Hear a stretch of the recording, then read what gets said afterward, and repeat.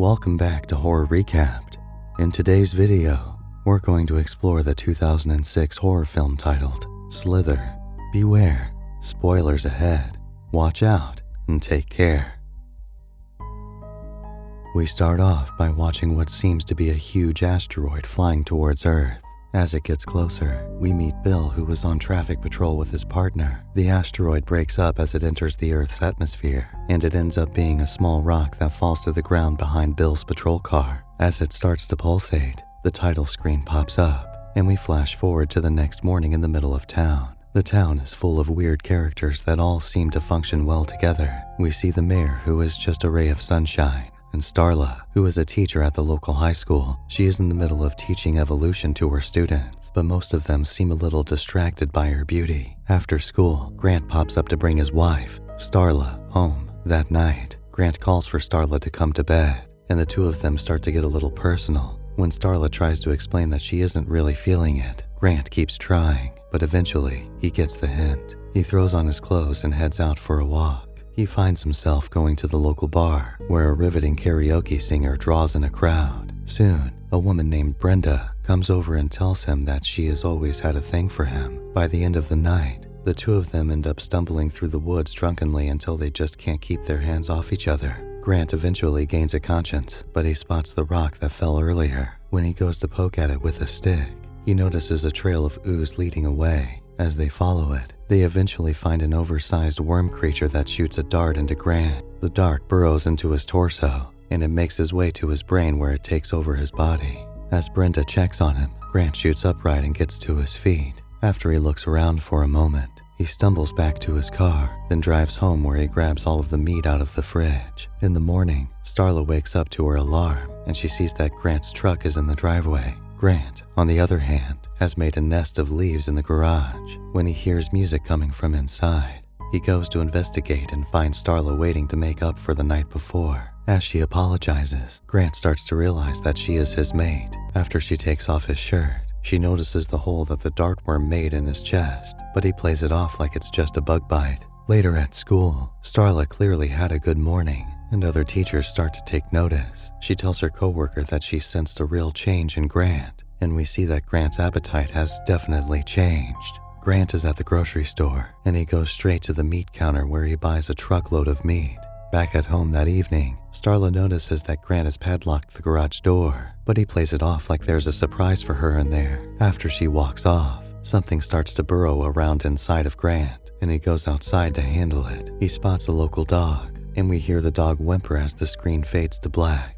That night, Starla steps into the shower, but Grant notices a rash start to form on his neck. After he checks it out, he starts to feel an impulse that he can't control, and he makes his way into the bathroom where tentacles poke out of his body as he watches Starla shower. He goes to open the shower door, but something stops him.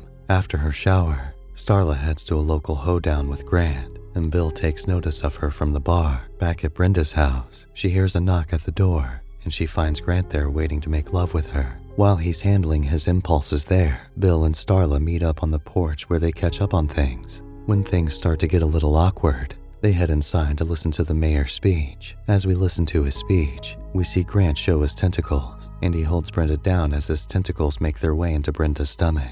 Afterwards, Starla makes it home, and she finds out that the power is out. Soon, Grant shows up, and his face looks deformed as the bug seems to be causing a sort of reaction. Grant assures her that it's just a reaction to a bug bite. The next day, Starla calls the doctor to ask about Grant, but she finds out that he didn't actually see him.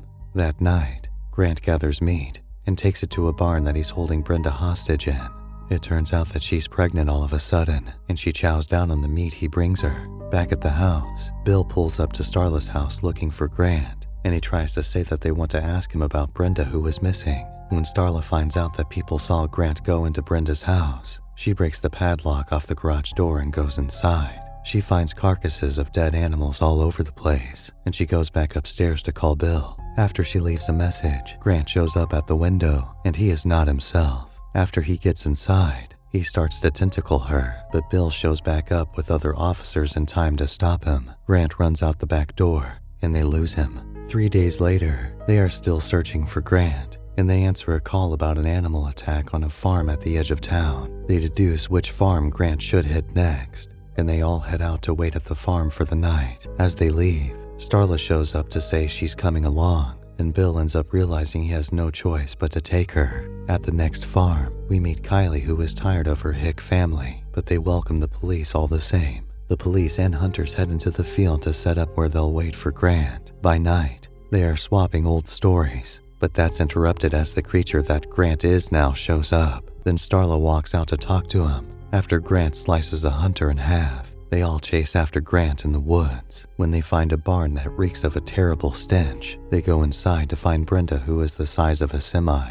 Soon, she blows up as a bunch of baby, slithering worms fly everywhere. The worms find their way into everyone's mouth besides a few of them. Then they slither away in all sorts of directions. Back at the farm, we see Kylie taking a bath, and the slitherers make their way in through multiple windows in the house. One of them makes it up the side of the tub and into the water. She eventually notices it and falls out of the tub. As it tries to get in her mouth, she grabs hold of it and gets flashes of the alien planet they come from. After she pulls it out of her mouth, she throws it against the wall. She then gets dressed and runs out into the house, where she sees that the rest of her family has been overtaken by the worms. She escapes out of a window and makes a break for the family truck. Back at the barn, Bill is trying to call for help, but he can't get a signal. He leaves Starla, the mayor, and another deputy to care for the others while he goes to hunt the worms and Grant. Starla is left alone with one of the bodies, and it comes to life and sneaks up behind her. Somehow, it seems like Grant is connected to the body, and he apologizes for everything.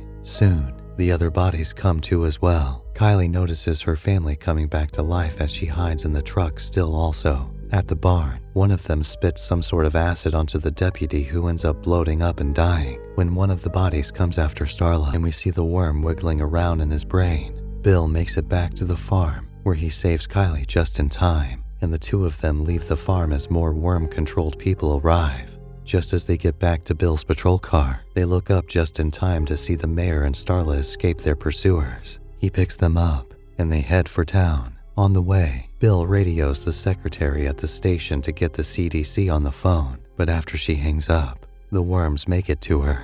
Then, Kylie tells them about how she was able to see inside the worm's mind. As they make it into town, Grant already has control of the townsfolk, and he crashes Bill's patrol car. When they come to, they are surrounded, and Starla gets taken from the car. Bill is able to save Kylie, but the mayor gets taken as well. They get to the police station, and Bill comes up with a plan to use a grenade that's inside to destroy Grant. He believes that taking down Grant will stop them all. Bill goes inside to get the grenade, but he finds an infected deer that almost eats him to death. Kylie shows up in time to put the deer down, and the two of them head out after getting armed. Starla ends up being taken back home, where the bodies clean her up and dress her for Grant, who is waiting downstairs. Starla heads down to Grant, and she sees the monster that he has become. Meanwhile, Bill and Kylie follow the worm people to Grant's house, where they see that all of the worm people are morphing into Grant's giant body. The two of them try to come up with a plan while Starla talks to Grant about being alone in the universe.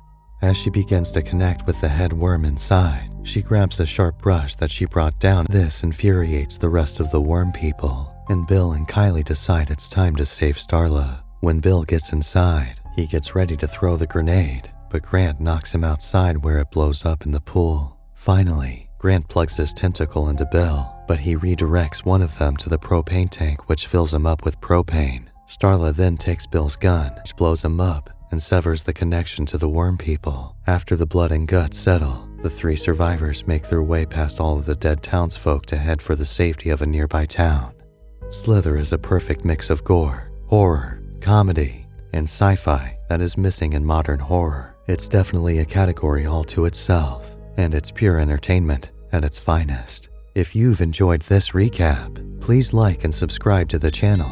Thanks for watching.